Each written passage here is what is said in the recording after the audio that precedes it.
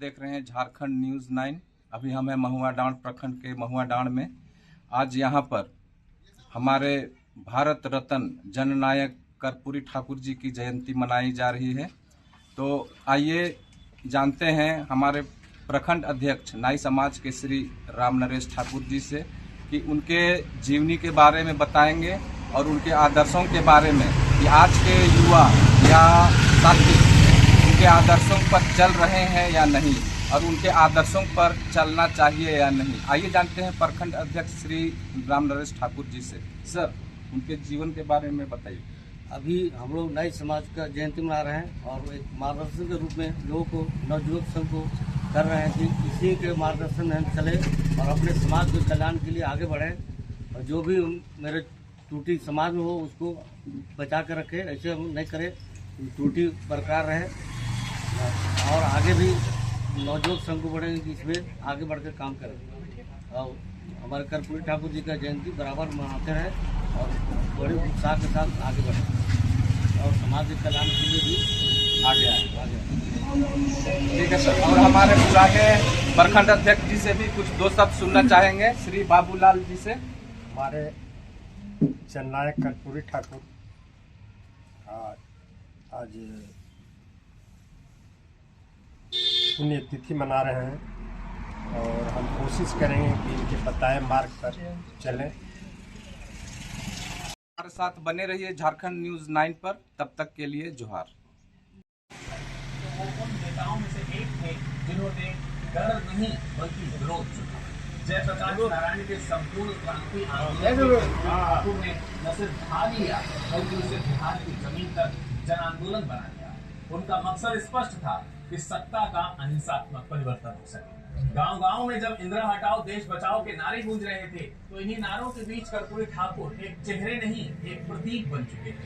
1977 के चुनाव के आते आते हवा पूरी तरह बदल चुकी थी। लोग बस बहुत हो गया, अब कांग्रेस से मुक्ति चाहिए।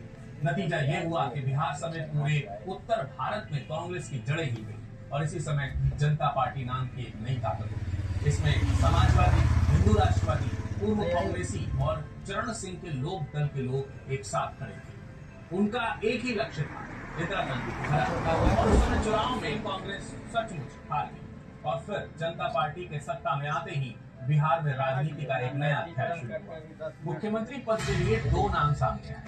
एक तरफ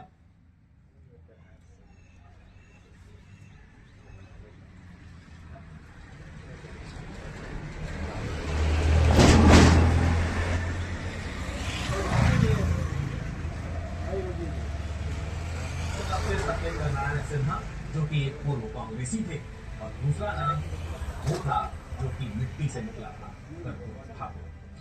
विधानसभा में हुए मतदान में ठाकुर ने 144 से 84 के बड़े अंतर से जीत और दूसरी बात मुख्यमंत्री बनते ही उन्होंने आदेश दिया कि अब बिहार सरकार का हिंदी।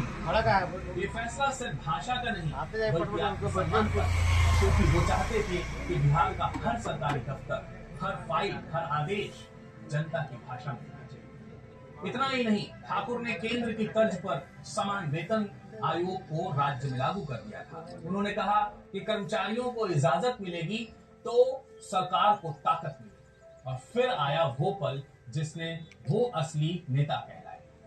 उन्होंने युवाओं के लिए एक रोजगार शिविर आयोजित किया जहां एक साथ 9,000 से ज्यादा इंजीनियर और डॉक्टरों को नौकरी देनी गई। आज तक बिहार में इतना बड़ा रोजगार अभियान दोबारा आयोजित नहीं हो पाया। उस वक्त की मीडिया ने लिखा था कि कर्पूरी ठाकुर ने रोजगार से जंग छेड़ दी थी।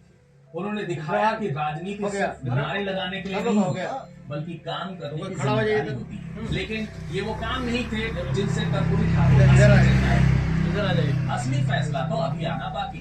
दरअसल कर्पूरी ठाकुर ने उधर जाइए वो फैसला लिया था जो उस समय तक लेने की हिम्मत कोई नहीं जुटा पाया था। उन्होंने समाज के उस हिस्से को आवाज दी जिसे हमेशा हाशिए पर रखा गया था। इधर देखिए, ऐसे हो रही है, हल्का हल्का किनारे पे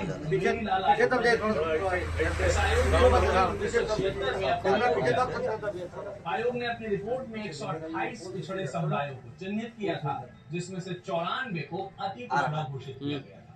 मुख्यमंत्री बनने के बाद ठाकुर की जनता पार्टी सरकार का जो सबसे बड़ा और विवादित फैसला था वो था आयोग की रिपोर्ट को लागू करना। इसको कर्पूरी ठाकुर फार्मूला कहा जाता है। फॉर्मूले के तहत 26% आरक्षण का